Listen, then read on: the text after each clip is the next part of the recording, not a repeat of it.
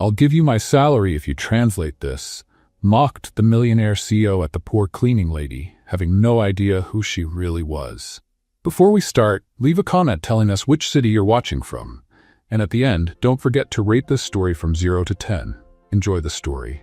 "This has to be a joke," Logan Griffin muttered, storming into the Griffin Imports conference room like a hurricane, a crumpled envelope in his hand. The executives present glanced at each other in silence. "Does anyone here understand this?" He tossed the papers onto the table, scattering them like playing cards. "Basque. What kind of company sends documents in Basque these days?" Mariana, his personal assistant, swallowed hard and approached carefully. "Sir, I already called 4 translation agencies. No interpreter is available today, not even online." "Useless," Logan spun on his heels. "A company of our size, and no one, absolutely no one, can translate a single piece of paper?" He turned back to the room, picked up the papers again, and with a mocking tone said, "All right, everyone, I'll give my entire month's salary to whoever translates this right now. $150,000. Any takers?" The room erupted in nervous laughter. It was obvious that none of them even knew what Basque sounded like. Mariana forced a smile, hoping this would be over soon. Then a voice spoke up. From the back of the room, subtle, steady, and unexpected. "I can translate it." Silence fell like thunder. All eyes turned to the woman by the water cooler, holding a wet mop and a bucket of disinfectant. Rosie Monroe, the cleaning lady. Her light blue uniform was slightly wrinkled, her hair pulled back into a makeshift bun, her face lightly sweaty from going up and down the building. She looked straight at Logan with the calm of someone who knew exactly what she was doing. Logan frowned, unable to hide his surprise. "What?" "I said I can translate it," she repeated firmly. "These papers are in Basque. I understand them." More laughter. Someone muttered, "Oh, come on." Another whispered, "The cleaning lady's lost it." But Rosie didn't back down. She walked calmly to the table and pointed at the papers. "May I take a look?" Logan crossed his arms, still laughing in disbelief. "You expect me to believe that a cleaning lady knows Basque? I expect you to hand me the papers. That's all." Rosie replied, holding out her hand with dignity. He hesitated for a moment. The whole thing felt too ridiculous to be real. But something in Rosie's steady gaze unsettled him. With a mocking gesture, he handed her the papers. Rosie read for a few seconds, her eyes moving over the lines with ease. Then she looked up. "This is a notice of inheritance," she said calmly. "A woman named Lourdes Garmendia passed away a month ago. She was your great-aunt on your mother's side. She left you a property and a substantial sum in Bilbao. The document states you're the only living heir." Logan blinked. The room fell completely silent. This is a joke." He tried to laugh. "You're making it up." Rosie remained composed. "That's what it says. And there's one more thing. The deadline to confirm acceptance of the inheritance is today by 5 p.m. After that, the assets will be redistributed under local law." Mariana checked the time. It was 3:03 p.m. Logan was silent for a few seconds, then quickly pulled his phone from his pocket and dialed a number. "Someone get me the number for the Spanish consulate. Now." Mariana was already typing on her laptop while everyone waited. Logan got through, explained what he had received, read out the sender's name, the origin of the document, and the date. Rosie stood calmly by the table. "Yes," he said. "Official document. Basque language. Pause. Right. Yes, and the contents, is that correct?" The answer came from the other end of the line. Logan pulled the phone away from his ear, his expression as if he had just swallowed a cactus. "It's correct." The executives exchanged glances. "What now?" Mariana asked softly. "Now." Logan looked at Rosie with a different expression, less mockery, more urgency. "Now we have less than an hour to prepare the reply. Sign it and send it by priority mail." Rosie nodded. "I can translate the rest and prepare the final document. But I'll need a computer and silence." Logan nodded. "Mariana, take her to my office. Give her whatever she needs." And before she left, Logan called her again. "I'll pay you," Logan said, pulling out his checkbook. "Name your price." Rosie met his gaze firmly. "Just the amount you yourself offered," he frowned. "What I offered? Your salary for the month," she said flatly. $150,000. Logan froze. The entire room was watching. No one could hide their shock. "You remember that?" "I remember everything people say when I'm mopping the floor, and they think I'm not listening." He had said it as a challenge, thinking no one would actually follow through. "It was a joke," he muttered. "But I took it seriously, and I saved your inheritance," Rosie said. "If you want to contest it, go ahead, but I'm not asking for a penny more." Logan stared at her. For the first time there was something in his eyes that looked like respect, or maybe just wounded pride. He took a deep breath, signed the check, handed it to her. "All right, I'll pay." Rosie took the check, folded it, and slipped it into her pocket with a simple "thank you," and walked out, leaving the millionaire CEO in total silence, along with a whole floor of employees left speechless. The next morning, Logan Griffin couldn't stop thinking about what had happened. A janitor had saved a multi-million-dollar inheritance in a matter of minutes. More than that, she had charged exactly what he had promised, without hesitation. At 9 a.m., he went down to the basement of Griffin Imports, where the cleaning supplies were stored. Rosie was organizing chemicals on shelves, wearing the same light blue uniform as the day before. "Rosie," he called, knocking on the storage room door. She turned around, not looking the least bit surprised. "Mr. Griffin, do you need something? I want to make you an offer." Logan stepped into the small room, noticing how everything was perfectly organized.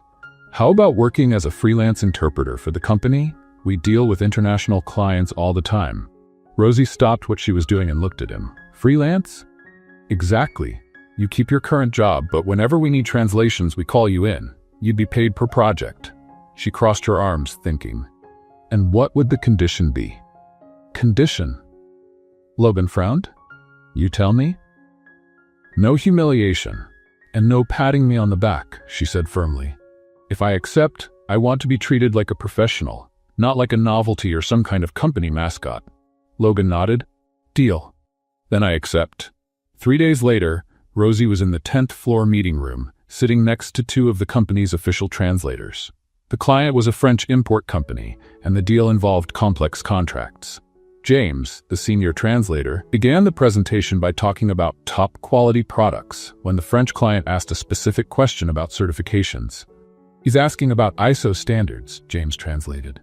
Rosie cleared her throat gently. "Actually," she said politely, "he specifically asked about origin traceability and environmental compliance. He didn't mention ISO." James gave her an annoyed look. "I've spoken French for 15 years. "So have I," Rosie replied calmly. "And he said traçabilité d'origine et conformité environnementale." The French client, who understood a little English, nodded. "Exactly. Merci, madame." James swallowed hard. The other translator looked down, embarrassed. Logan, watching from the end of the table, hid a small smile. For the rest of the meeting, whenever the translators hesitated, it was Rosie who stepped in to clarify. She wasn't trying to show off, but she didn't let major mistakes slide either. When the meeting ended, James left without saying a word. The other translator approached Rosie. "Sorry about James. Where did you study?" "That doesn't matter," she said, putting away her notes. "What matters is that the client left satisfied." Logan waited for everyone to leave before approaching her. "That was impressive. Where did you learn French?" "I need to go pick up my son from school," she replied, dodging the question. "Your son?" Rosie hesitated for a moment. "Noah, he's 7. "Oh," Logan tried to keep it casual. "And his father?" "There is no father," she said bluntly. "There's just me." She grabbed her bag and headed for the door. "Rosie," she turned. "Thanks for your work today. Really, you saved the deal." "That's what you pay me for," she replied and walked out. Logan stayed alone in the room, more curious than ever. That afternoon, he did something he'd never done before. He asked Mariana to quietly look up an employee's home address. "For HR?" the assistant asked. "It's personal," he admitted. Mariana raised an eyebrow, but didn't question him. The next day, Logan found out Rosie lived in Pilsen, a working-class neighborhood on the south side of Chicago, a small house on a street that had clearly seen better days. During the week, he started watching her more closely. Rosie always arrived right at 6:30 a.m., worked efficiently, and left at exactly 3:30 p.m. She was never late, never missed a day, never complained. On Fridays, she always seemed more tense. "Is something wrong?" he asked, running into her in the hallway. "No," she replied as usual. But Logan noticed she was holding an envelope from the children's hospital. That's when the pieces started to come together. The following Monday, he called Rosie in for a private meeting. "Have a seat," he said, pointing to the chair across from his desk. "I'd rather stand." "Rosie, I know you have a child with special needs." She stiffened. "And that's your business because I want to understand. You're clearly overqualified to be a cleaning lady. You speak at least 3 languages, you know legal terms, you solve complex problems in minutes. Why are you here?" "Because I need money, every day. No exceptions." For Noah's treatment. Rosie looked at him for a long moment. "He's autistic. He needs occupational therapy, speech therapy, daily medications. That costs more than $3,000 a month. Cleaning work pays on time. Other jobs don't always." "And his father?" "He decided he didn't want a defective child," she said, bitterness in her voice. "He disappeared before Noah turned 1. Logan felt something tighten in his chest. Anger? Compassion? "Rosie, I can help." "I don't need help," she cut in. "I need work and dignity. This isn't charity, it's recognition. You're worth a lot more than what you're making." "You already paid me what you owed. We're even." Logan sighed. Every time he tried to get closer, she built even higher walls. "Did the check for $150,000 clear?" "It did. Thank you." "What did you do with the money?" Rosie hesitated. "I fixed up the house. Noah's room had a leak, and I was able to hire a private therapist for him. A specialist." "That's great." "It is. He's already talking more, smiling more." For the first time, Logan saw Rosie's face soften. She loved that boy more than anything. "Can I meet him sometime?" "Why? Just curious." "You're very curious, Mr. Griffin." "Logan? You can call me Logan." "I'd rather stick with Mr. Griffin." She headed toward the door. "Rosie?" "Yes?" "If you ever need anything for Noah, you can come to me. I won't need anything." And she left, leaving Logan alone with 1,000 unanswered questions. Who was this woman? Why would someone so smart and capable be cleaning floors? And why did she pull further away every time he tried to help? One thing he knew, Rosie Monroe was a mystery he was determined to solve. Logan Griffin wasn't someone who gave up easily.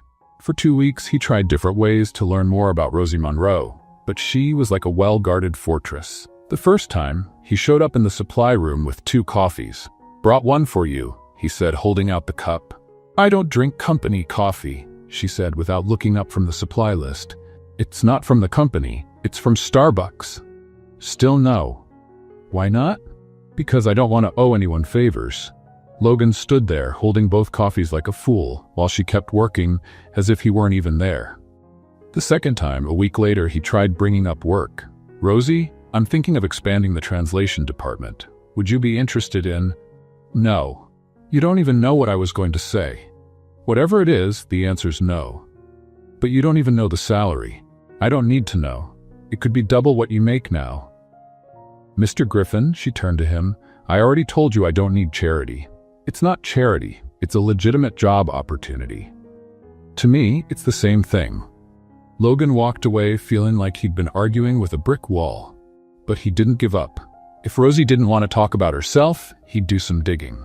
The next Tuesday, Logan asked Mariana to run a deeper search. Look up everything on Rosie Monroe. Work history, education, past addresses, everything. "Sir, isn't that kind of invasive?" "It's professional curiosity," he lied. Mariana came back on Thursday with a surprisingly thick folder.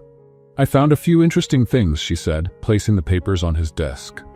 Rosie Monroe graduated in linguistics from Northwestern University, magna cum laude. Logan raised his eyebrows. "Northwestern? That's one of the top schools in the country.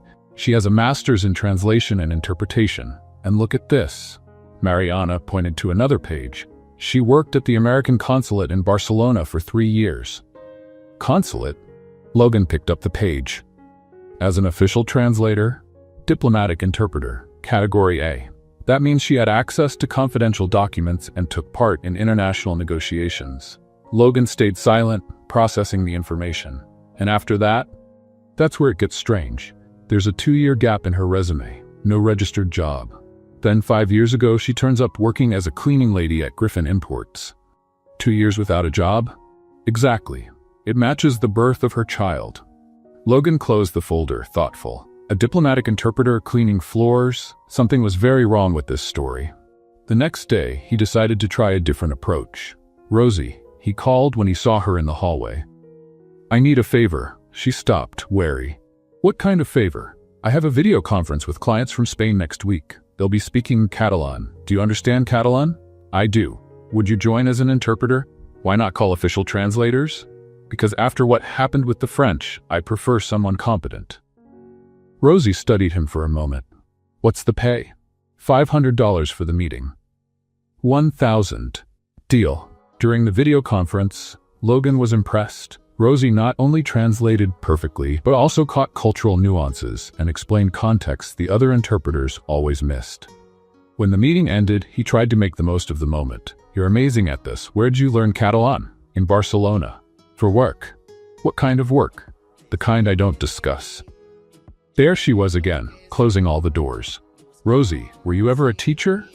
Why do you ask? The way you explain things, it feels like teaching. I've been many things. Like what? Things. Logan took a deep breath, trying to keep his frustration in check. You know, talking to you is like pulling teeth from a chicken. I didn't know chickens had teeth, she replied, a spark of humor in her eyes. She made a joke. Logan clapped theatrically. Mark the calendar, everyone. Rosie Monroe cracked a joke. Don't overdo it. I'm celebrating a historic milestone. For the first time, he saw a faint smile on her face. You're a bit dramatic, aren't you? A bit? Logan pretended to be offended. I'm completely dramatic. It's my trademark. That must be why you yell so much in meetings. I don't yell. I project my voice with enthusiasm. I see. And when you throw papers on the table, is that organizing with enthusiasm? Logan laughed, surprised at how naturally the conversation was flowing. You watch me a lot for someone who pretends to ignore me. I clean the conference room. It's hard not to notice. And what else do you notice? That you drink a lot of coffee, and that your desk is always messy. Is that a critique? A professional observation. Cleaning professional or observation professional? Both. For the first time, Logan felt he was having a real conversation with her. No walls, no curt answers. Rosie, can I ask you something? You can ask. I can't promise I'll answer. Why would someone with your qualifications work as a cleaning lady? Her smile vanished instantly. Because sometimes life doesn't give us the options we'd like. But you have options now. You could work for any international company, any university. Mr. Griffin, she cut him off, her tone turning formal again. I need to pick up Noah from school. And there she was again, putting the walls back up. But this time, Logan had seen something different. For a few minutes, she had let her guard down. She had been just Rosie, smart, funny, observant. And he was starting to realize he was interested in her in a way that had nothing to do with professional curiosity. The problem was, she seemed determined to keep her distance. For now. Logan Griffin spent 3 days planning how to invite Rosie out. It couldn't feel too personal or too professional. It had to be neutral, safe. On Friday, he found her organizing cleaning supplies in the storeroom. Rosie, I have a proposal. She didn't look up from the disinfectant bottles. If it's about extra work, I already said no. It's not about work, it's a thank you. A thank you for what? For this week's translations. You saved 2 important contracts. It's my job. Exactly. And I'd like to thank you professionally. Dinner. Nothing more. Rosie stopped what she was doing and looked at him. Dinner where? Le Bernardin. Do you know it? I know it's expensive. It's a respectable restaurant for a respectable professional occasion. She crossed her arms, thoughtful. And what exactly is the nature of this professional occasion? Recognition for services rendered. Networking. A civilized conversation between colleagues. Colleagues, professionals working at the same company. Rosie studied him for a long moment. All right, I'll go. Logan nearly stumbled in surprise. Seriously? But with a few conditions. What are they? I'm not dressing up to impress anyone. I'll wear something simple, and if I feel uncomfortable at any point, I'm leaving. Deal. And it's not a date. Of course not. It's a professional thank you. Exactly. Great. What time? 8 o'clock. Can I pick you up? Let's just meet there. On Saturday at exactly 8, Logan was at Le Bernardin, wearing his best suit. The restaurant was elegant, with soft lighting and well-spaced tables.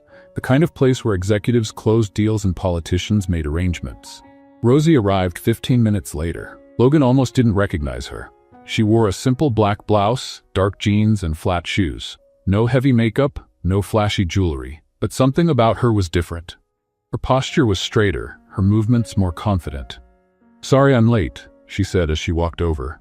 "Took me a while to find parking." "No problem. You look," he hesitated, "very nice." "Thank you." The maitre approached with a professional smile that briefly flickered when he saw Rosie. "Good evening. Reservation under." "Griffin," Logan replied. "Ah yes, Mr. Griffin. Right this way, please." He led them to a table in the center of the restaurant. Logan noticed a few curious glances from other diners. Rosie seemed cheerfully unaffected. "The menu," the waiter said, placing them on the table with a smile directed only at Logan. "Thank you," Rosie said. The waiter ignored her completely. "Would you like to start with something to drink?" "Red wine," said Logan. "Do you have a preference?" he asked Rosie. "Water's fine for me." The waiter only wrote down the wine. "And for the lady?" "I said water," Rosie repeated calmly. "Oh, yes. Water." He jotted it down reluctantly. Logan frowned but said nothing. During dinner, the conversation flowed better than he had expected. Rosie talked about books, travel, languages. She was smart, well-informed, and had thoughtful opinions on everything. "You've read Borges in the original?" Logan asked. "Of course, it's completely different in Spanish. The translation never captures the rhythm." "And Garcia Marquez?" "Better in Spanish too, though some English translations are decent." Logan was impressed. Rosie wasn't just multilingual, she was literary. That's when the mood shifted. An elegant woman at the next table stood to go to the restroom and accidentally bumped Rosie's chair. "Oops, sorry," she said with a fake smile. "What an interesting blouse. So simple." "Thank you." Rosie replied politely. "You're not a model, are you? Or an actress?" "No." "Oh." The woman glanced at Logan with a knowing look. "I see." She walked away, but Logan overheard her whisper to her companion. "Clearly an escort. Look at how she's dressed, and the way she looks at him. Too obvious." Logan felt his blood boil. "Excuse me," he said, getting up and walking to the woman's table. "Yes?" she said with a smile, thinking he was flirting. "Do you have something to say about my guest?" Her smile faded. I don't know what you mean." "Are you suggesting she's a sex worker?"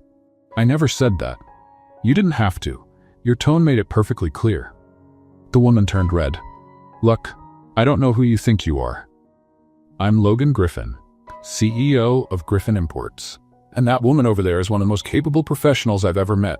She speaks 6 languages, has 2 college degrees, and saved my company $500,000 this month alone." I didn't.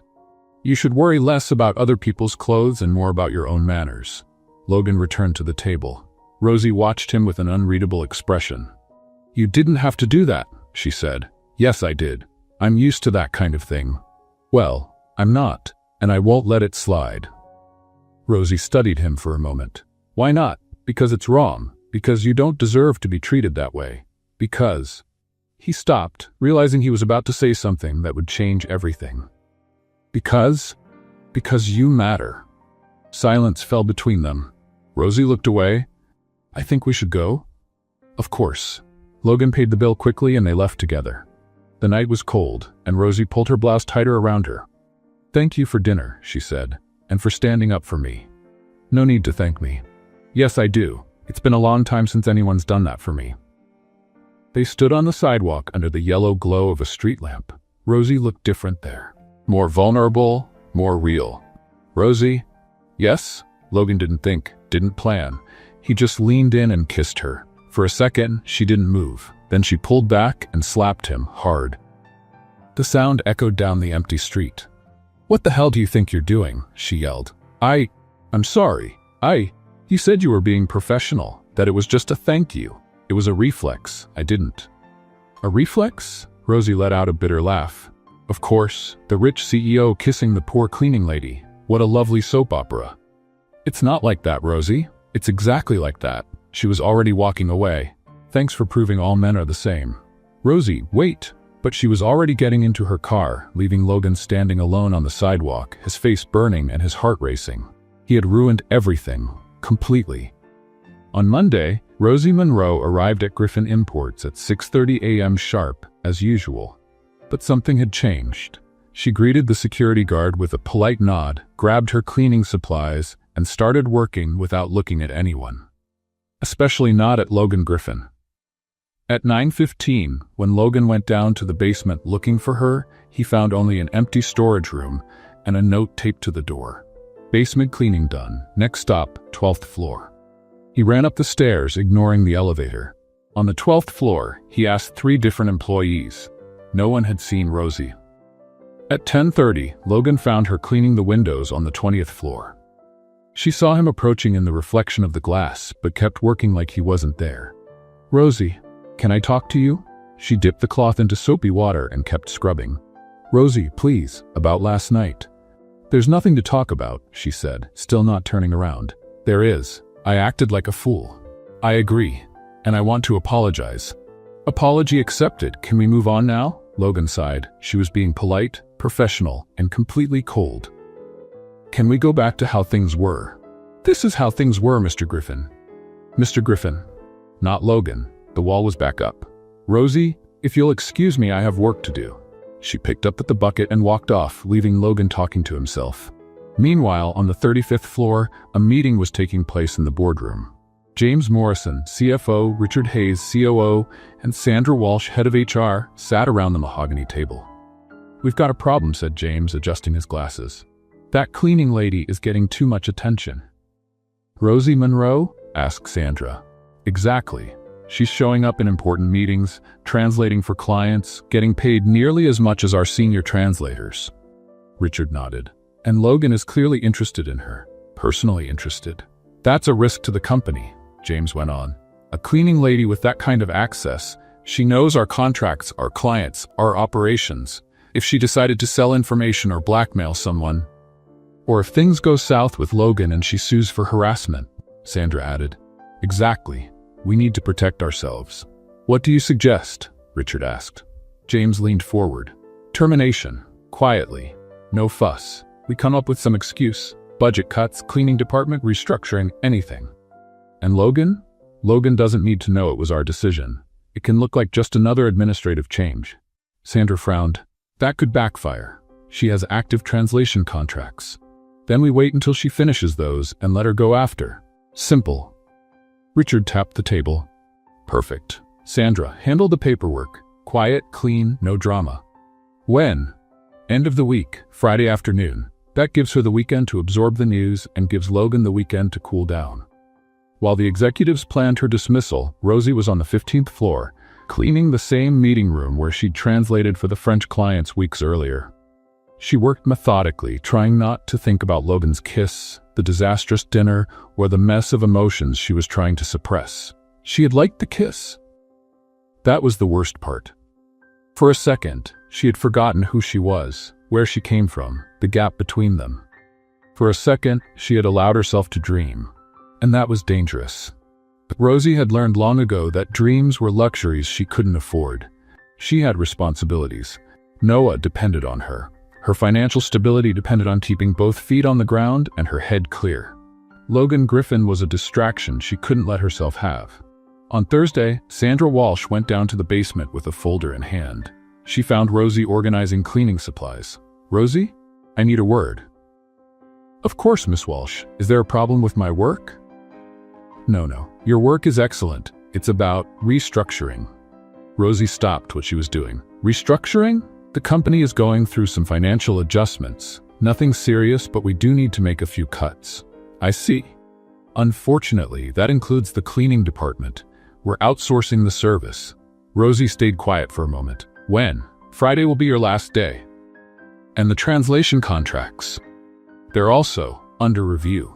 Rosie nodded slowly. She wasn't stupid. She knew exactly what was happening. "I understand. Thank you for letting me know in advance." "Of course. And Rosie? This has nothing to do with your performance. You're an excellent employee." "Of course, it doesn't," Rosie said with a faint, bitter smile. On Friday morning, Logan found out by accident. Mariana was processing termination papers when he walked into her office. "What's this?" he asked, seeing Rosie's name on the form. "Oh, termination. Cleaning department restructuring." "What restructuring? No one consulted me about this." "It was the board's decision, sir." Logan felt his blood boil. "Which board?" "Mr. Morrison, Mr. Hayes, and Ms. Walsh." Logan stormed off toward the conference room. He found the 3 of them going over financial reports. Will someone explain to me why Rosie Monroe is being fired without my approval? The three exchanged looks. Logan, James began, this was an administrative decision. Nothing administrative? Since when do you make decisions about specific employees without consulting me? It's about efficiency, Richard said. Outsourcing cleaning is cheaper. That's a lie. You want her gone because you think she has too much influence over me. Sandra shifted uncomfortably in her chair. Logan, you need to admit the situation is irregular. Irregular how? A cleaning lady being paid for translations as much as our certified professionals. Because she's better than our certified professionals. And your personal relationship with her, James added. What personal relationship? The dinner last Saturday, the private conversations, the obvious interest. Logan glared at the three of them with contempt. You're firing a competent employee over gossip? We're protecting the company, Richard said. You're protecting your own egos. You can't stand that a cleaning lady is smarter than you. Logan, the termination is canceled. Too late, Sandra said, checking her watch. She's already been told, and she accepted. Logan ran out of the room. He found Rosie in the parking lot, carrying a box of personal belongings. She was wearing casual clothes, jeans and a light blue blouse, and looked oddly relieved. Rosie, wait, she turned around. Hi, Logan. I heard about the termination. I didn't authorize it. I'll reverse. There's no need. What do you mean, no need? I was planning to leave anyway. Logan was confused. Why? Because I don't want to work in a place where I'm seen as a threat. You're not a threat. Yes, I am. To their egos, to your reputation, to the company's status quo. That doesn't matter. It matters to me. Rosie put the box into the trunk of her car, a 2010 Honda Civic with a few scratches and a broken antenna. Rosie, let me help. I can find you another job. I can... Logan, stop. I can call contacts at other companies. Logan, he stopped. I don't want your pity. I just want my dignity. It's not pity. It's what? Guilt? Obligation? Unresolved romantic interest? Logan stayed silent. I don't need to be rescued, she continued. I've been taking care of myself for years. I don't need saving. I don't need a knight in shining armor. I know you don't. You see me as a project. Someone who needs fixing, elevating, rescuing. That's not true. Yes, it is. And I'm not your project, Logan. Rosie got into her car. Take care, she said, and drove out of the parking lot. Logan stood there, watching her disappear into Chicago traffic. Then, without thinking, he got into his own car and followed her. 20 minutes later, he was parked in front of a small house in Pilsen. The paint was peeling, the yard needed care, and there was a rusty children's bike in the front. Through the window, he saw Rosie hugging a small boy. Noah. She was smiling, truly smiling, for the first time since he had met her. And Logan realized that despite all the problems, the difficulties, and the injustice, Rosie was happy. She had built a life, a home, a family, and maybe she didn't need him after all. Maybe he was the one who needed her. For an entire week, Logan Griffin couldn't get Rosie out of his mind. He walked through the office distracted, signed contracts without reading, and interrupted meetings to stare out the window. The following Thursday, he couldn't take it anymore. He drove to Rosie's house. When he knocked on the door, Noah opened it, a thin 7-year-old boy with big, curious eyes. Hi, the boy said, not shy at all. Hi, you must be Noah. I'm Logan. I work with your mom. Mom, Noah yelled, still staring at Logan. There's a man here. Rosie appeared, drying her hands with a dish towel. When she saw Logan, her face instantly hardened. What are you doing here? We need to talk.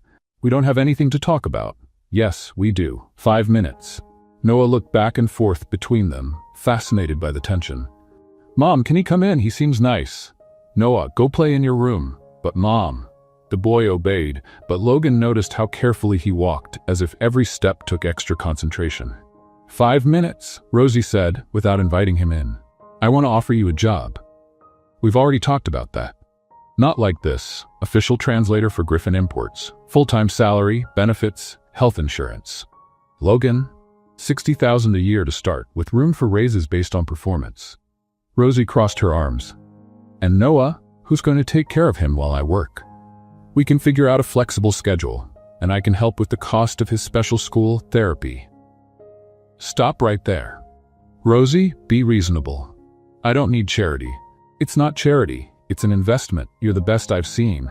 Any company would pay double to have you. Then maybe I should go find one of those companies. Logan paused. Because I want it to be mine. Why? Because I trust you, because you make a difference. Because... He stopped, realizing he was about to say something that would change everything again. Logan, you don't get it. I can't accept favors from you. Why not? Because it creates expectations. It creates debt. It creates complications. What kind of complications? Rosie sighed. The kind that ends up hurting everyone. From inside the house came the sound of something falling. Mom, Noah shouted. Rosie ran inside. Logan followed and saw the boy on the living room floor, trying to pick up the pieces of a broken glass. I couldn't hold it, Noah said, frustrated. My hands didn't want to listen. That's okay, sweetheart, Rosie said, kneeling beside him. It happens. But I was being careful. I know. It wasn't your fault. Logan watched the scene, noticing how patient and kind Rosie was, and how completely Noah trusted her. Can I help? Logan offered. No need, Rosie said, sweeping up the glass. Does he have coordination issues? Logan asked gently. Among other things. Mom, can I tell him about my therapies? Rosie hesitated. If you want to. Noah turned to Logan, excited. I do occupational therapy 3 times a week and speech therapy twice, and I take medicine that helps me concentrate better. That's great, Logan said, genuinely interested. And my mom says when I grow up, I'll be able to do anything I want. She's absolutely right. Rosie finished cleaning up and stood. Noah, it's time for dinner. Can Logan have dinner with us? Logan has to leave. Actually, Logan said, I'd love to stay if it's okay. It's not. Mom, please, we never have visitors. Rosie looked at her son, then at Logan and sighed. Only if he helps cook. Dinner turned out to be a surprise for Logan. Rosie was a great cook, Noah was talkative and funny, and the house, though modest, was warm and full of love. Rosie, he said once Noah went to brush his teeth, take the offer. Logan, not for me, for him. Especially for him. Why? He deserves every opportunity in the world. And he'll have them. However, I can help make that happen. But I can help too. And what if you get tired of helping? What if someone else takes your attention? What if the company has problems? What happens to Noah then? Logan didn't have an answer. I would never do that. You might not want to, but things change, Logan. People change. The only ones I can count on to take care of Noah are me and him. The next week, Logan tried a different approach. He found Rosie in the parking lot of a grocery store in Pilsen. What a coincidence, he said. That wasn't a coincidence. You followed me. Maybe. Logan, this is getting weird. Take the job and I'll stop following you. Rosie laughed despite herself. Are you blackmailing me? If it works, yes. And if I say no, I'll keep showing up in random places until you say yes. That's harassment. It's romantic persistence. Romantic? Logan realized what he just said. I mean, professional persistence. Rosie studied him for a long moment. $60,000 a year? To start. Flexible hours? Absolutely. And you stop showing up in my personal life? I promise I'll try. All right, I'll take it. Logan nearly jumped with excitement. Really? But on one condition. If anyone at the company makes comments about favoritism or anything like that, I'm out immediately. No one's going to say anything. They will. And you know it. She was right. During Rosie's first week as the official translator, the comments started right away. Look who turned into an executive. James Morrison whispered to Richard Hayes in the elevator. The cleaning lady turned Cinderella, a junior translator laughed. Bet she's got other talents besides translating, another added. But the comments stopped abruptly on Friday when a Japanese client arrived with an extremely complex contract. The company's official translators struggled for 2 hours and couldn't make sense of the legal nuances. Rosie solved everything in 20 minutes. How did you know this clause referred to the 1987 import legislation? James asked, clearly embarrassed. Because I studied international commercial law, she answered calmly. Where? In life. From that day on, no one questioned Rosie's place at the company again. 3 weeks later, Logan was in an important meeting with investors when his phone rang. It was a number he didn't recognize. Excuse me, he said. I need to take this. Logan? Rosie's voice was tense and frightened. Rosie? What's wrong? It's Noah. He fainted at school. I'm heading to the hospital, but I don't have a car today. Mine's in the shop and... Where are you? At school. Lincoln Elementary. Don't move, I'm on my way. Logan stood up from the meeting table. Gentlemen, we need to reschedule this meeting. Logan, we're about to close a $2 million deal. The meeting is postponed. And he ran out, leaving 5 stunned investors behind. 15 minutes later, he was at the school, carrying an unconscious Noah to his car while Rosie cried silently in the passenger seat.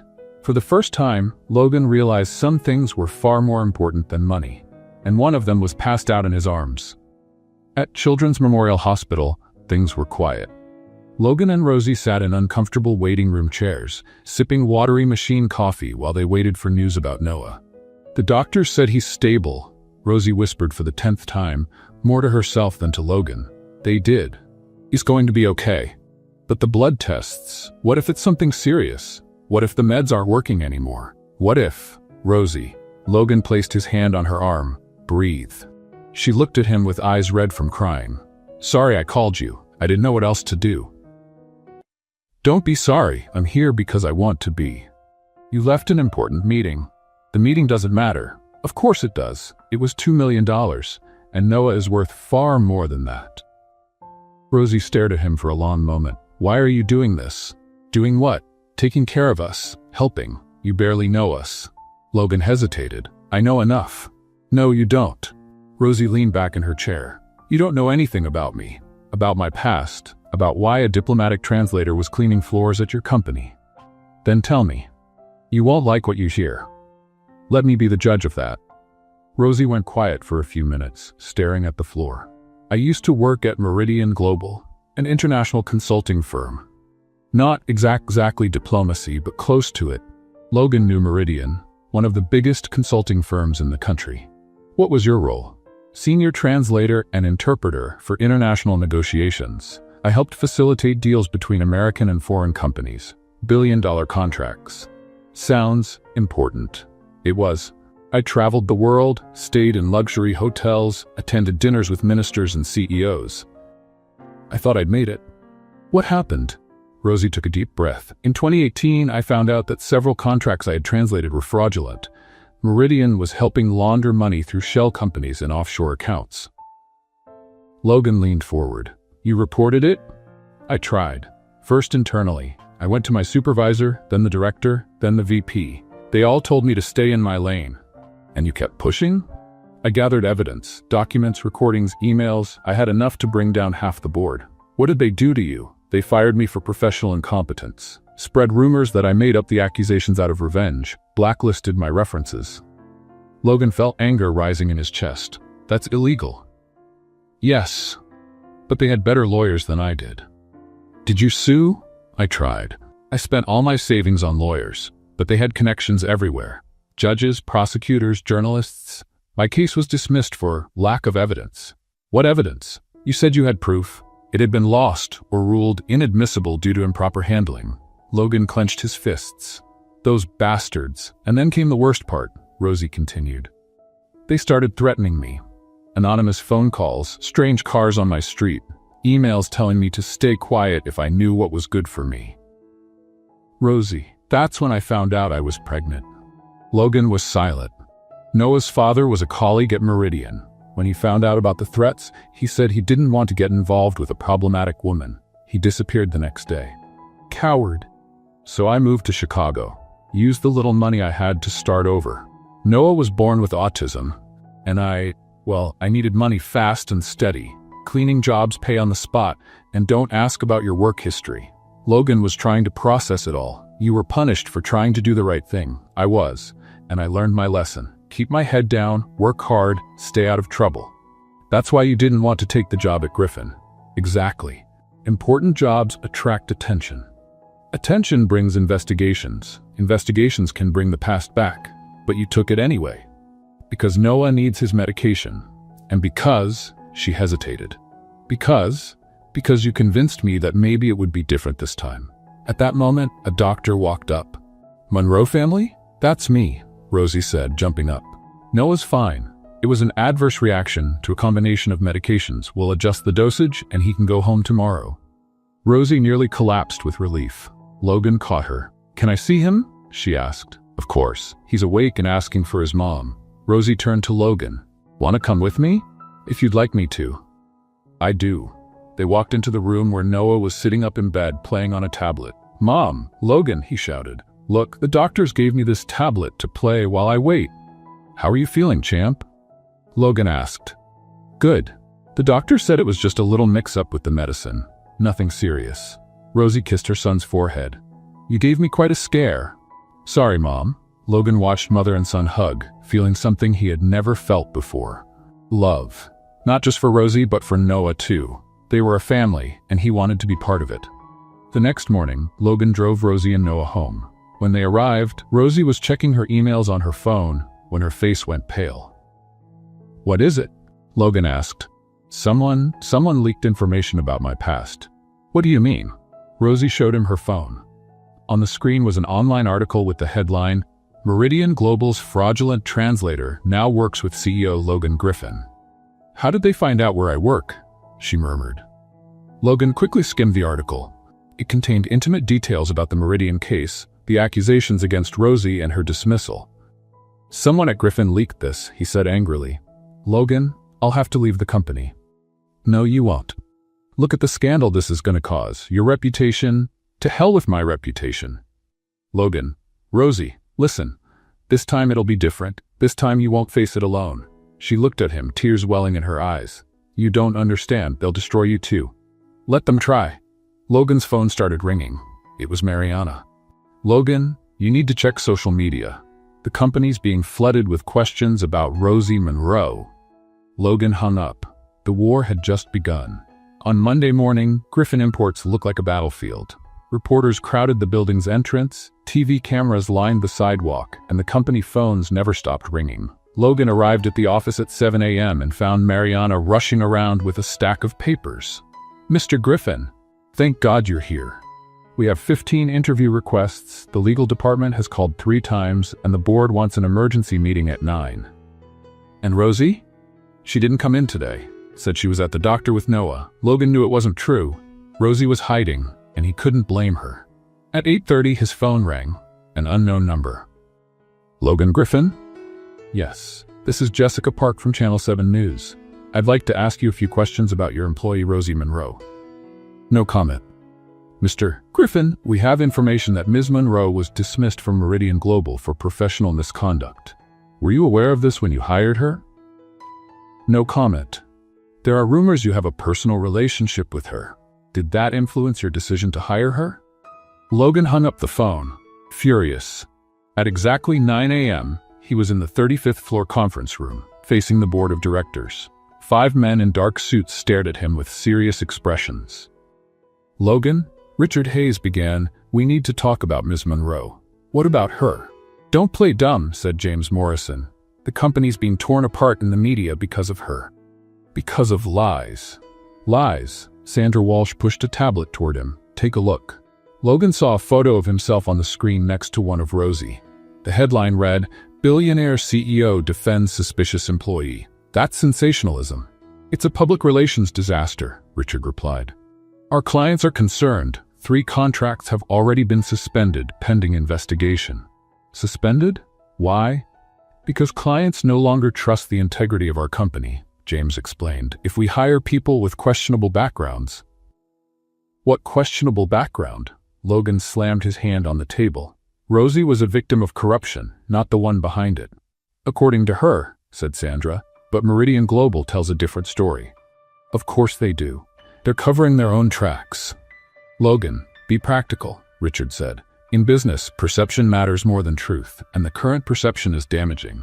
The perception is wrong. Even so, we need to act. Fire Monroe and issue a public statement distancing the company from her past." "No, Logan." "I said no. Rosie Monroe is the most competent professional we've ever had here. She saved contracts, impressed clients, and raised our standards." "But the scandal."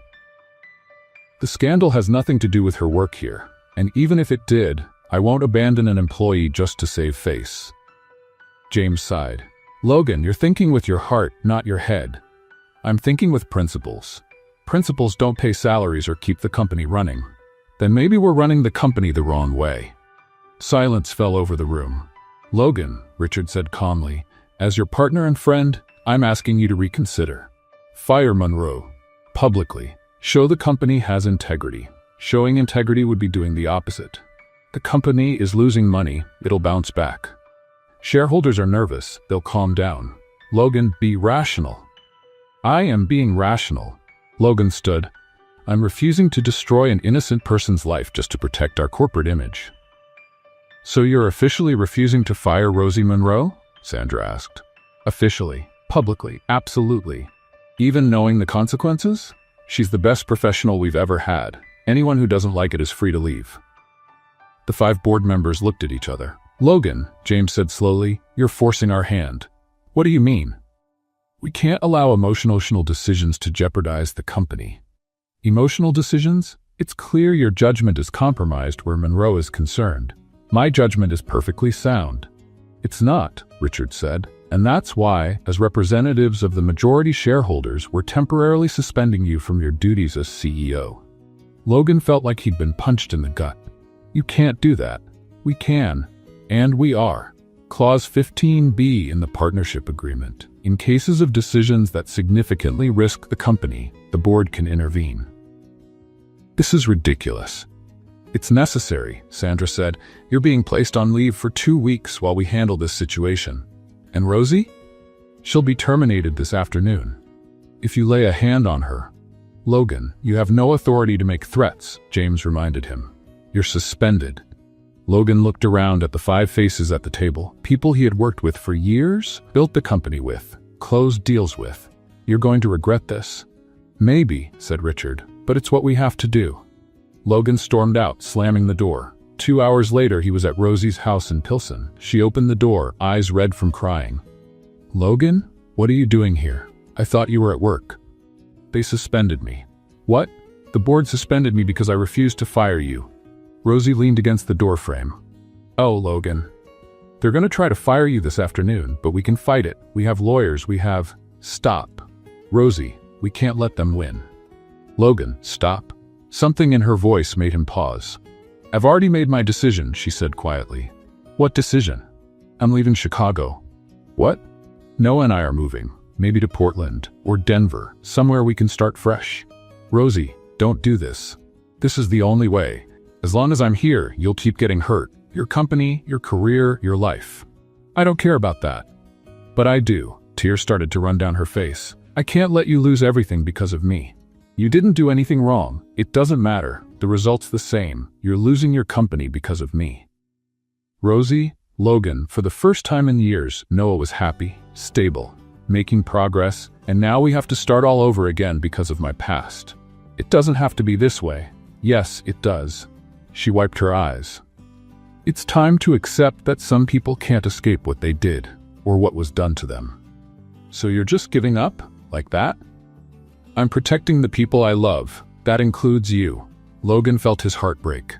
Rosie, I love you. She closed her eyes. I know, and that's why I'm leaving. And she shut the door in his face. 3 days after Rosie announced she was leaving, a black van pulled up in front of her house in Pilsen. 2 federal agents stepped out and knocked on the door. Miss Monroe? Said the taller agent, showing his ID. Agent Davis, FBI. This is Agent Chen. We need to speak with you.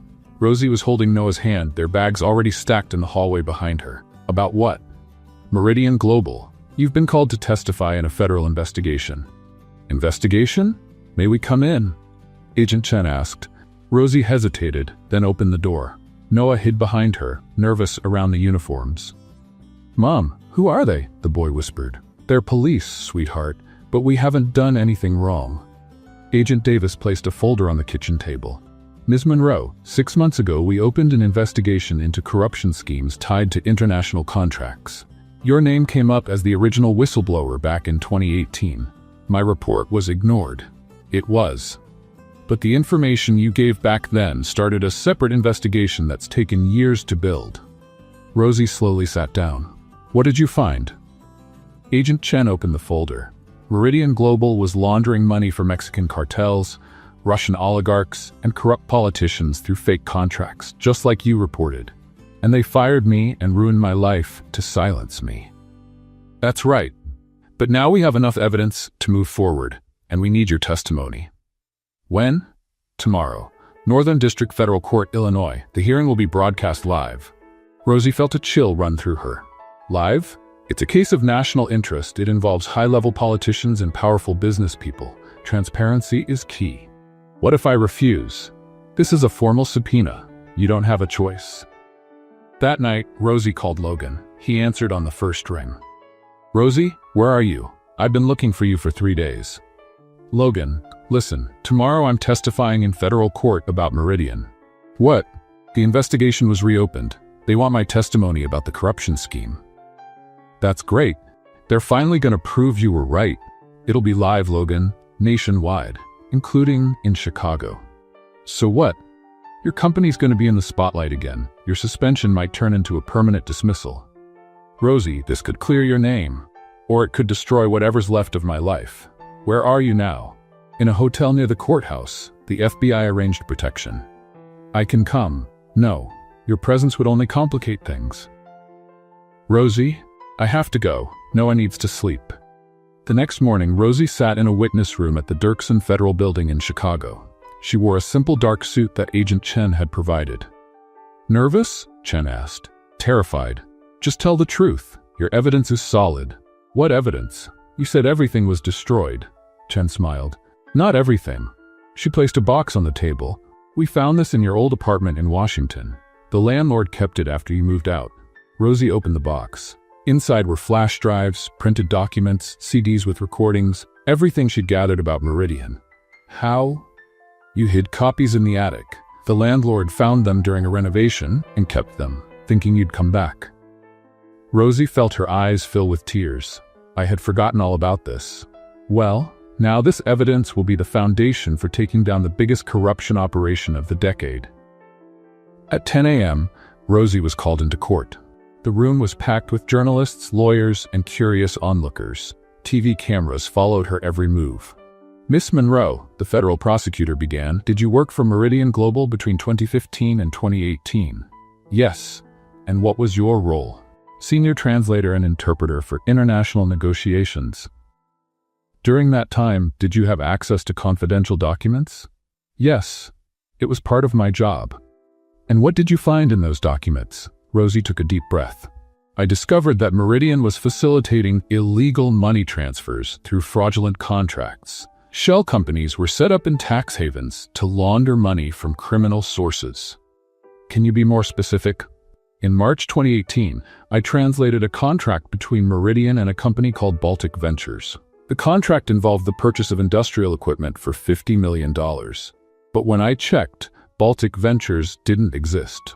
The address was just a P.O. box in the Cayman Islands. What did you do with this information? I looked into other contracts.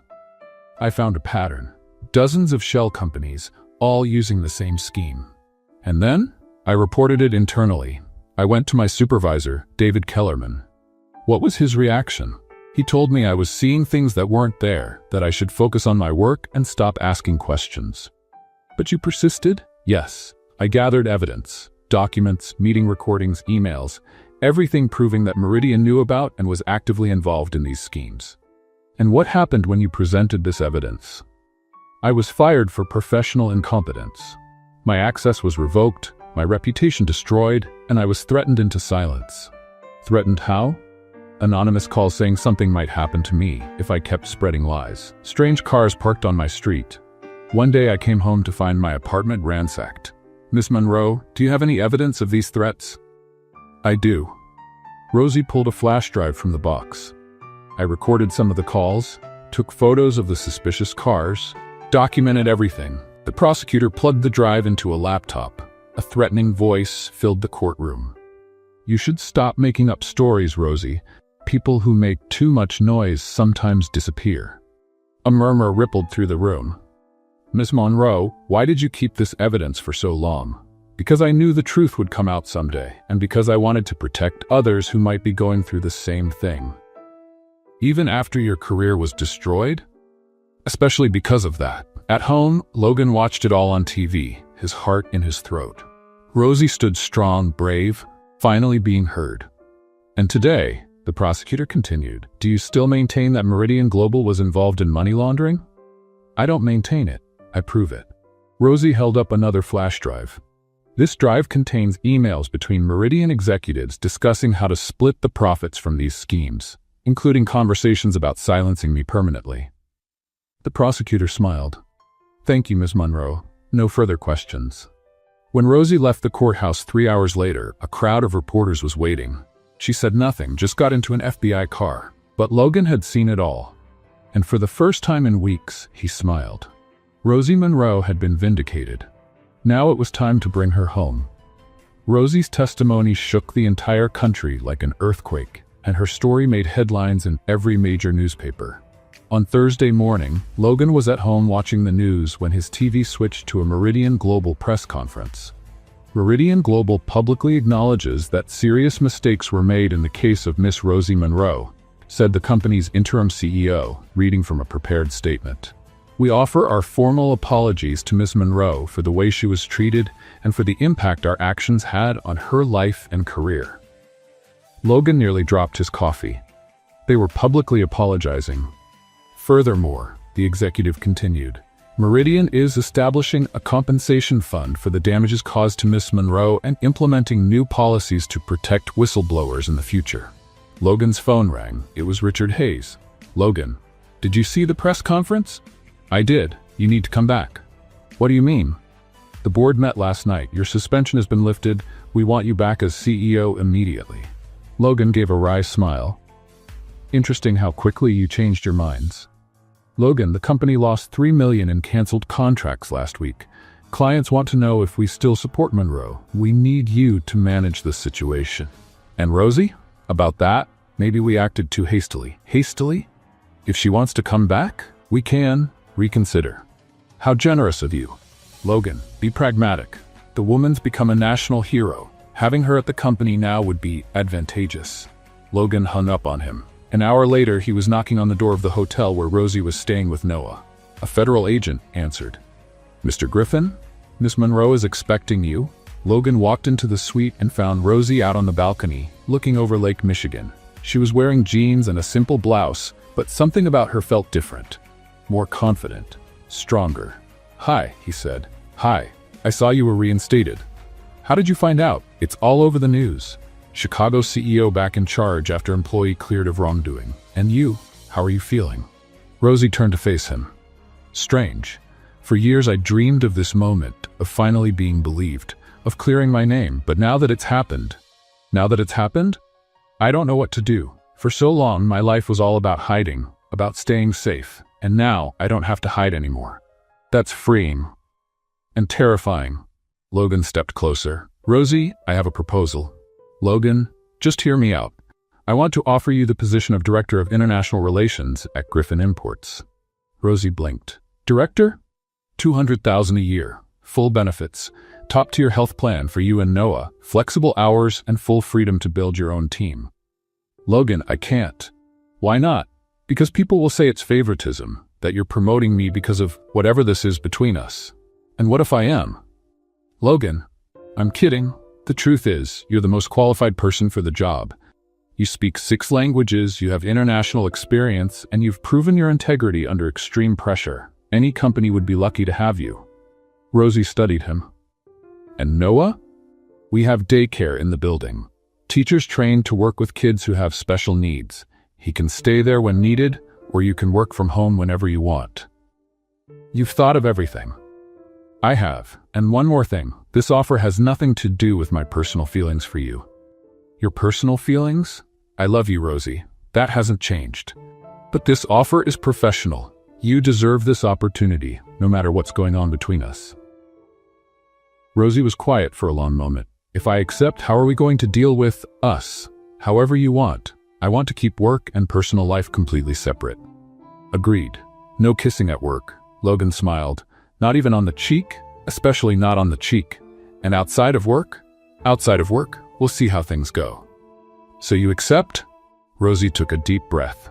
"I accept, but I want a clear contract laying out everything we just discussed." "Of course. And I want to start slow. No pressure, no expectations." "Perfect.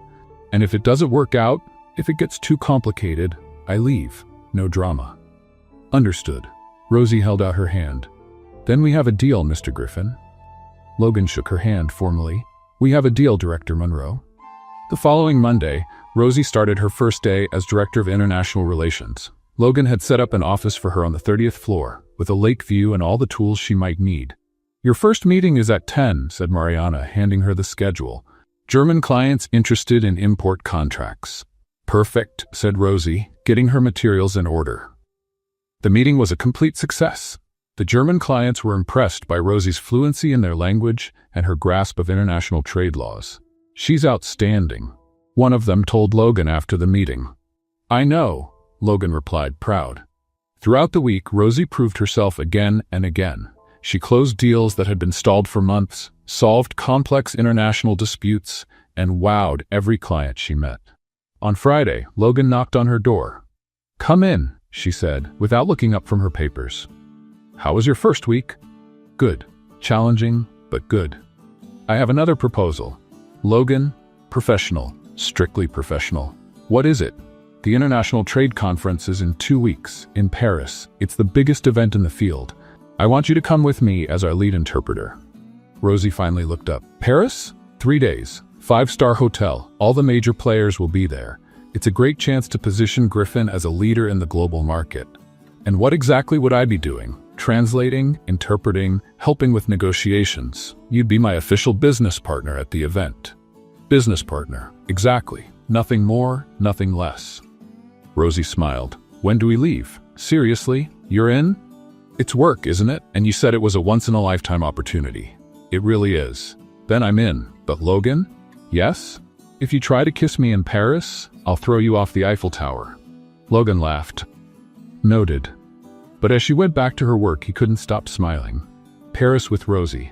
Even if it was strictly professional, it was still a beginning. And sometimes the best beginnings were the ones you least expected. The George Futh Hotel in Paris was exactly what Logan had promised. Luxurious, elegant, and with a spectacular view of the Eiffel Tower. Rosie stayed in a room on the 10th floor, while Logan was 2 floors above, something he insisted on for the sake of professionalism. On the first morning of the conference, they met in the lobby at 7 a.m. Rosie wore a flawless gray suit and carried a leather briefcase Logan hadn't seen before. New briefcase? He asked, trying not to stare at how beautiful she looked. Noah gave it to me, she said with a smile. He said a director needed a director's briefcase. He's absolutely right. The Paris Convention Center was buzzing with activity. Business people from all over the world filled the halls, closing deals and forming partnerships. Logan and Rosie headed straight to the Griffin Imports booth. Nervous? Logan asked. A little. It's been a while since I've done something this big. You're going to be amazing. And she was. That morning alone, Rosie translated simultaneously for Japanese clients, negotiated in Mandarin with a Chinese delegation, and resolved a contract issue with French businessmen, all before lunch. How does she switch between languages so quickly? The Japanese company rep asked Logan. She's remarkable, Logan replied, watching Rosie explain technical details in fluent Japanese. At lunch, they sat at a cafe near the convention center. Are you enjoying yourself? Logan asked. More than I expected. I forgot how good it feels to use all my skills.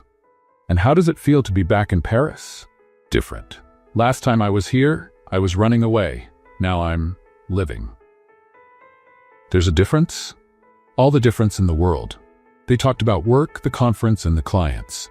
But Logan noticed the small moments, when Rosie laughed at his jokes, when their eyes lingered a bit longer, when she leaned in without realizing it.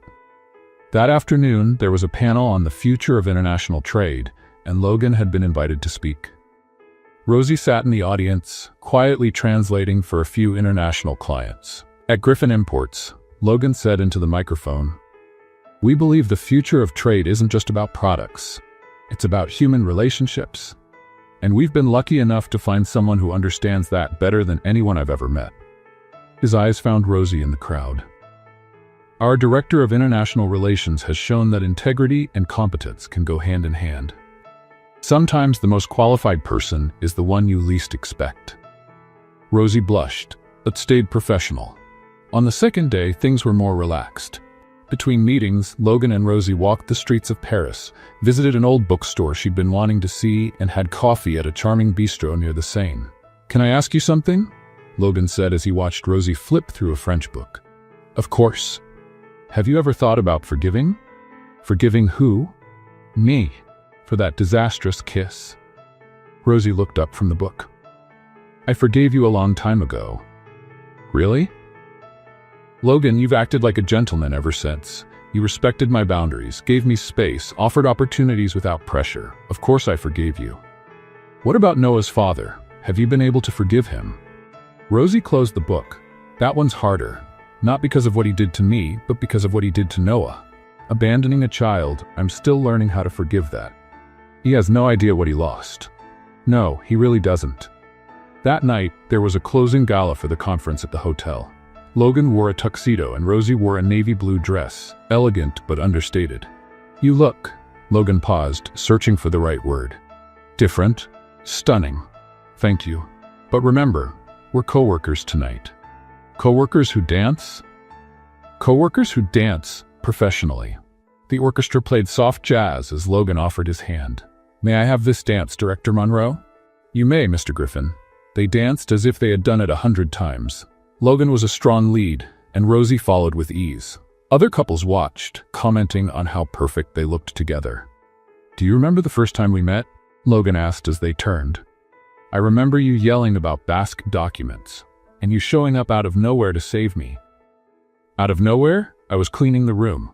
You know what I mean. I do, and I remember you doubting I could translate. My biggest mistake, one of many. Hey, Logan pretended to be offended. I'm kidding, you've come a long way. What do you mean, come a long way?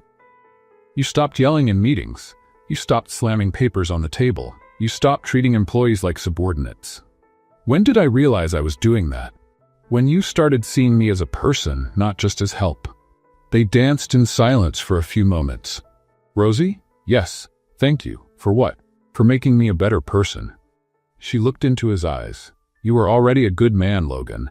You were just hiding behind the CEO title. And you helped me find the real Logan again. Maybe we helped each other. The music shifted to something slower, more intimate. Other couples drew closer, but Logan kept a respectful distance.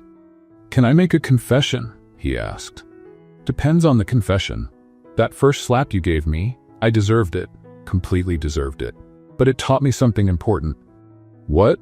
That you weren't just another employee. You were someone who deserved respect. Someone special. Logan, let me finish. These months working with you have been the best of my life. Not just romantically, but professionally, personally. You challenge me, inspire me, make me want to be better. You're being a bit intense for a dance between colleagues.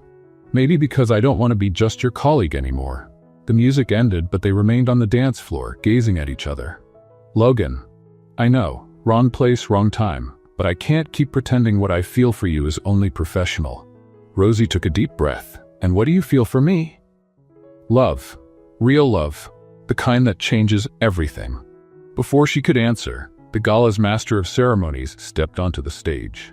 Ladies and gentlemen, to close out this wonderful evening, we'd like to invite Mr. Logan Griffin of Griffin Imports for some final remarks. Logan looked at Rosie, surprised. I didn't know I was supposed to speak. Go, she said, giving him a gentle push. Show them why Griffin Imports is the best. Logan walked nervously to the stage. More than 300 people were in the audience. CEOs, diplomats, journalists. He found Rosie in the crowd. She was smiling at him, encouragingly. Good evening, he began. When I came to this conference, I thought I was here to talk about business, contracts, profits, international expansion. The room quieted. But in the past 3 days, I've learned something far more important than any deal. I've learned about courage. He found Rosie's eyes again. A few months ago, I met someone who taught me that courage isn't the absence of fear. It's doing the right thing, even when you're scared. It's standing by your principles when the whole world is against you. It's starting over after losing everything. Murmurs swept through the audience. This person taught me that true success isn't measured in dollars, but in integrity. That leadership isn't about power, but about service. That love, real love, is built on mutual admiration, respect, and partnership. Logan stepped off the stage and walked toward Rosie.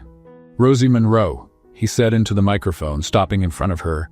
You've changed my life. You've made me a better person, a better leader, a better man." The room fell completely silent. Rosie stood frozen, tears welling in her eyes. "I love you," Logan said, still speaking into the mic. "I love your intelligence, your strength, your compassion. I love how fiercely you protect Noah, how you fight for what's right, how you never give up." He knelt right there, in the middle of the gala, in front of 300 people. "Rosie Monroe, will you marry me?" For 3 seconds, there was complete silence. Then Rosie began laughing and crying at the same time. "You're completely crazy," she said. "Is that a yes? We need to talk about this privately." "But is it a yes?" Rosie looked at him kneeling there, at the hundreds of people watching, at the journalists' cameras. "Ask me again in 10 minutes when we're not being broadcast to half the world." Logan stood up, laughing. "Fair enough." He kissed her hand gallantly as the audience erupted in applause. 6 months after the Paris proposal, Chicago woke to a crystal-clear blue sky. It was June 15th, and the rooftop of Griffin Imports had been transformed into a sky garden for the wedding of Logan Griffin and Rosie Monroe. Rosie was on the 40th floor, getting ready in a room Logan had turned to a temporary dressing suite. She wore a simple yet elegant white satin gown that highlighted her natural beauty without any excess. "Mom, you look beautiful," said Noah, adjusting the tie on his little tuxedo. At 8 years old, he had grown, and his coordination was improving every day thanks to the new therapies Logan had insisted on supporting. "Thank you, sweetheart. And you look handsome too. Ready to be my ring bearer?" "Ready. I practiced walking slowly with the rings 15 times yesterday." Rosie smiled as she gently smoothed her son's hair. Life had changed completely for them. Noah was now studying at the Chicago International Academy, a school for gifted children and those with special needs. He spoke 3 languages, played the piano, and was developing a real passion for math. "Mrs. Monroe?" A soft voice called from the door. It was Mariana, now promoted to executive vice president of the company. "Is it time?" "In 5 minutes. But there are a few people here who'd like to speak with you first." Rosie raised her eyebrows. "Who?" "Former colleagues from Meridian Global." Rosie stiffened. "They weren't invited." "I know, but they specifically asked to see you today. They said it was important." After a brief pause, Rosie nodded. "All right. Just 5 minutes." 3 people stepped into the room. David Kellerman, her former supervisor, Sarah Chen, a former translation colleague, and Michael Rodriguez, who had been director of operations. "Rosie," David began, clearly uneasy. "Thank you for seeing us." "What do you want?" "First, to say we're sorry," Sarah said, her eyes already filled with tears. "We knew you were right about the corruption. We all did. But we were too afraid to stand with you. Afraid of losing our jobs," Michael added. "Afraid of being tied to a scandal. We were cowards." David took a step closer. "Rosie, when you were fired, I could have stood up for you. I should have, but I chose to protect my own career instead of doing what was right.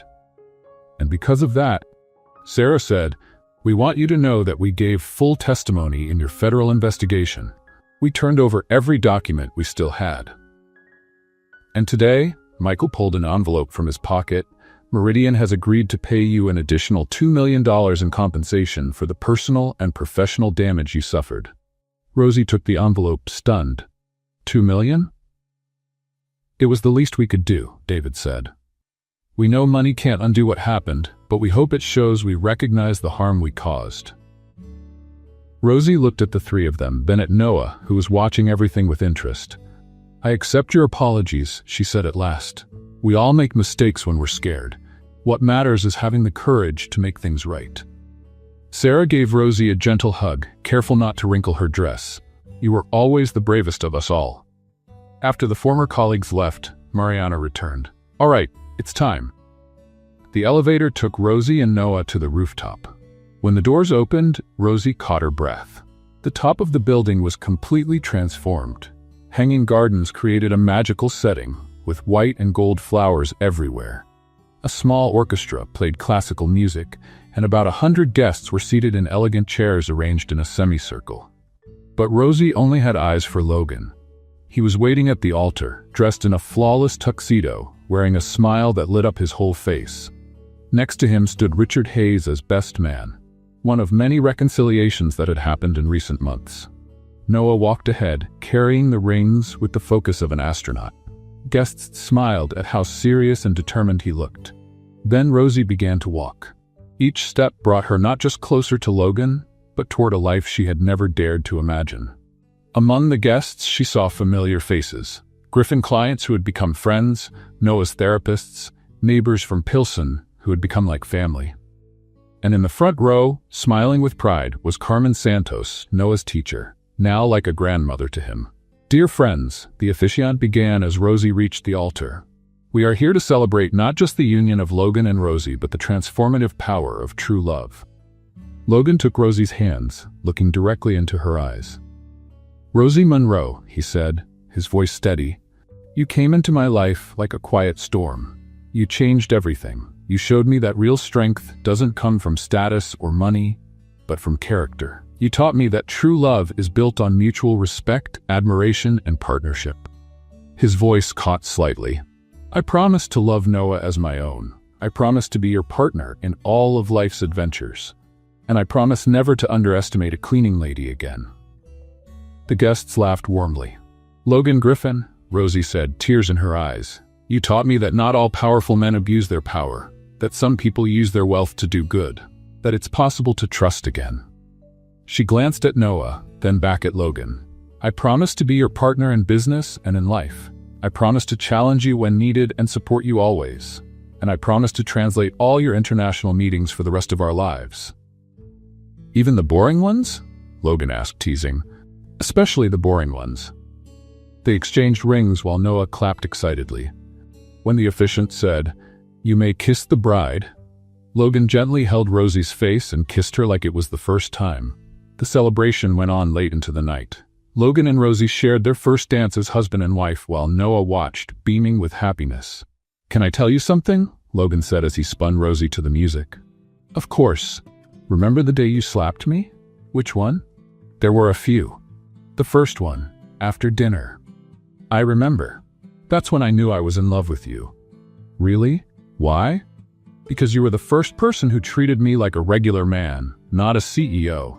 You put me in my place without caring about the consequences." "And that attracted you?" "It fascinated me." Later, when the party was winding down and the guests had started to leave, Logan and Rosie were alone on the terrace, looking out over the city lights of Chicago. "Can I say something?" Rosie asked, nestled in Logan's arms. "Always." "Remember that social project we talked about? For women in vulnerable situations? The mentorship and job training program? That's the one. I want it to be our first official project as a couple." "Really?" "I want to help women who are where I used to be. Women who are invisible, silenced, who just need a chance to show what they're capable of." Logan kissed her forehead. "We'll start on Monday." "Monday? Why wait?" Rosie laughed. "I love your enthusiasm, and I love everything about you." They stayed quiet for a while, watching the city. "Logan, yes, thank you. For what?" "For seeing me, truly seeing me. Not as a cleaning lady, not as a victim, not as some charity case. Just me." Logan pulled her closer. "Rosie Griffin," he said, trying out her new name, "you're the most extraordinary person I've ever met, and now you're my wife." "Senora Griffin," she said with a smile. "I like how that sounds." "So do I." As they finally turned to go inside, Rosie paused and looked out once more at the view of Chicago. "You know what's funny?" she said. "What?" 2 years ago, I was cleaning this building every day. I used to look up at this terrace and wonder what the view must be like. I never imagined that one day I'd be standing here as the owner of the place." "You were always the owner, Rosie. It just took me a little while to be smart enough to see it." She turned to him, eyes filled with joyful tears. "Logan Griffin, I never needed your pity, just your respect, and now your love. You have all of that, forever." And they kissed there, high above Chicago, with the whole city as their witness that happy endings really do exist. Especially for those brave enough to fight for them. What did you think of Rosie and Logan's story? Share your thoughts in the comments. Rate this story from 0 to 10. What's your score? Subscribe to the channel and click the bell to follow all our stories. And check out more touching stories by clicking here on the end screen.